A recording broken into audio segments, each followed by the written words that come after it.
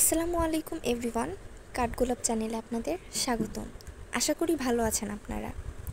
আমি last video upload করেছিলাম শেষের কবিতা উপন্যাসের ৪র্থ পর্ব পর্যন্ত। আজকে আমি পড়ব শেষের কবিতা উপন্যাসের ৫ম পর্ব। আলাপের আরম্ভ। লাবণ্য পড়াবার ঘরে অমিতকে বসিয়ে রেখে যোগমায়াকে খবর দিতে গেল।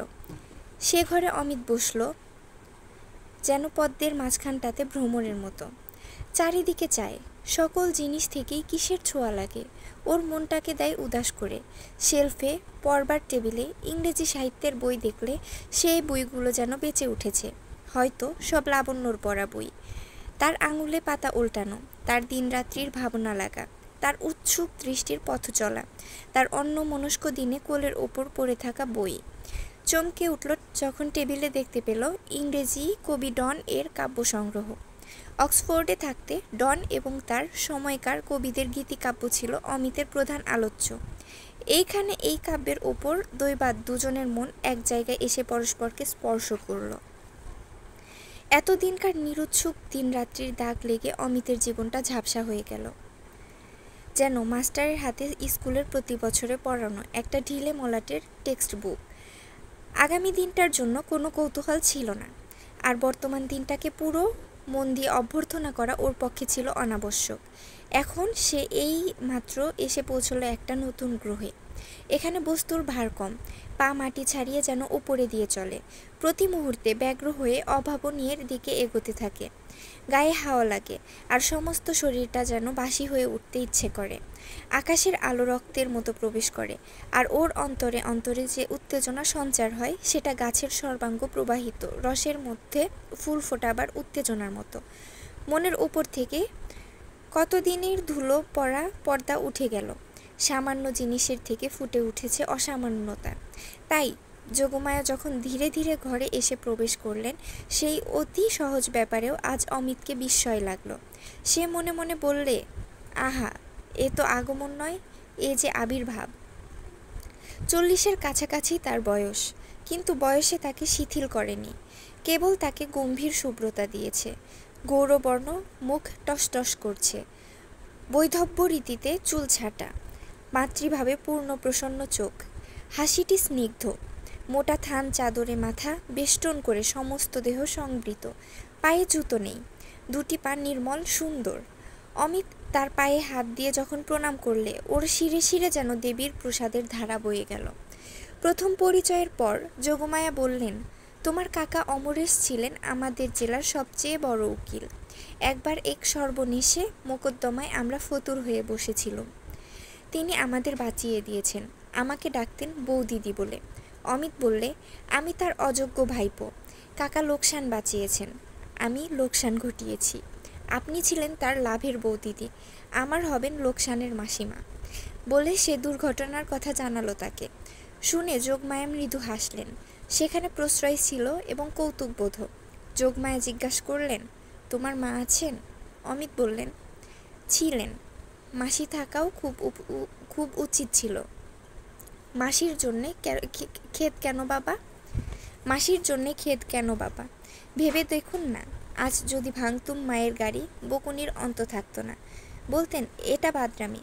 গাড়িটা যদি মাসির হয়, তিনি আমার অপটুতা দেখে হাসেন, মনে মনে বলেন, ছেলে মানুষই। যোগমায়া হেসে বললেন, তাহলে না হয় গাড়িখানা মাসিরই হলো। অমিত লাফিয়ে উঠে যোগমায়ার পায়ে ধুলে নিয়ে বললে, এই জন্যই তো পূর্বজন্মের কর্মফল মানতে হয়। মায়ের কোলে জন্মেছি, মাসির জন্যে কোনো তপস্যাই করিনি। গাড়ি ভাঙাটাকে সৎকর্ম বলা চলে না। অথচ এক নিমেষে দেবতার বরের মতো মাসি জীবনে অবতীর্ণ হলেন। এর পিছনে কত যুগের সূচনা আছে ভেবে দেখুন। যোগমায়া হেসে বললেন, কর্মফল কার বাবা? তোমার না আমার? না জানা মোটর মেরামতের ব্যবসা করে তাদের। না, যারা মোটর মেরামতের ব্যবসা করে তাদের। ঘন চুলের ভিতর দিয়ে পিছন দিয়ে আঙুল চালিয়ে অমিত বললে, শক্ত প্রশ্ন। কর্ম একার নয়, সমস্ত বিশ্বের। নক্ষত্র থেকে নক্ষত্রে তারই সম্মিলিত ধারা যুগে যুগে চলে এসে। শুক্রবার ঠিক বেলা 9:48 সময় লাগালে এক ধাক্কা। তারপরে যোগমায়া লাবণ্যের দিকে আর চোখে চেয়ে একটু হাসলেন। অমিতের সঙ্গে যথেষ্ট আলাপ হতে না হতেই তার মনে হলো এদের দুজনের বন্ধুত্ব হলে ভালো হয়। সেইটির প্রতি লক্ষ্য করেই বললেন, বাবা, তোমরা দুজনে ততক্ষণ আলাপ করো, আমি এখানে তোমাদের খাওয়ার বন্দোবস্ত করে আসি গিয়ে। দ্রুত তালে আলাপ জমাবার ক্ষমতা অমিতের। সে একেবারে শুরু করে দিলে, মাসিমা আমাদের আলাপ করবার আদেশ করেছেন। আলাপের আদিতে হলো নাম, প্রথমেই সেটা পাকা করে নেওয়া উচিত। আপনি আমার নাম জানেন তো? ইংরেজি ব্যাকরণে যাকে বলে প্রপার নেম।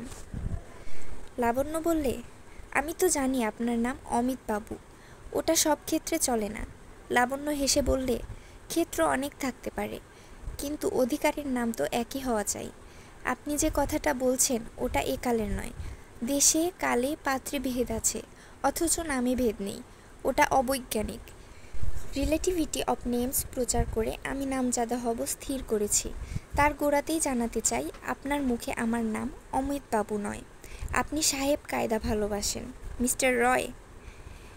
একেবারে সমুদ্রের ওপারের ওটা দূরের নাম।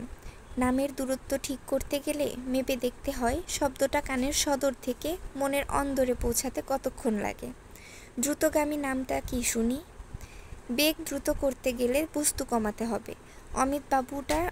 অমিত বাবুর বাবুটা বাদ দিন। লাবণ্য বললে, সহজ নয়, সময় লাগবে। সময়টা সকলের সমান লাগা উচিত নয়।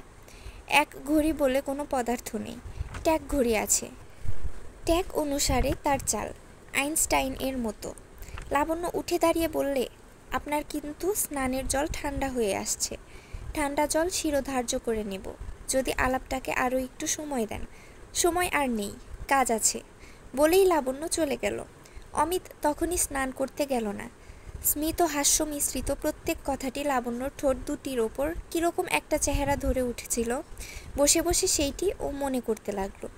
অমিত অনেক সুন্দরী মেয়ে দেখেছে, তাদের সৌন্দর্য পূর্ণিমা রাত্রির মতো উজ্জ্বল অথচ আচ্ছন্ন। লাবণ্যর সৌন্দর্য সকালবেলার মতো, তাতে অস্পষ্ট মোহ নেই, তার সমস্তটা বুদ্ধিতে পরিব্যাপ্ত। তাকে মেয়ে করে গড়বার সময় বিধাতা তার মধ্যে পুরুষের একটা ভাগ মিশিয়ে দিয়েছেন। তাকে দেখলেই বোঝা যায় তার মধ্যে কেবল বেদনার শক্তি নয়, সেই সঙ্গে আছে মননের শক্তি। এইটাতেই অমিতকে এত আকর্ষণ করেছে। অমিতের নিজের মধ্যে বুদ্ধি আছে, ক্ষমা নেই, বিচার আছে, ধৈর্য নেই। ও অনেক জেনেছে, শিখেছে, কিন্তু শান্তি পায়নি। লাবণ্যর মুখে ও এমন একটি শান্তির রূপ দেখেছিল, যে শান্তি হৃদয়ের তৃপ্তি থেকে নয়, যা ওর বিবেচনা শক্তির গভীরতায় অচঞ্চল।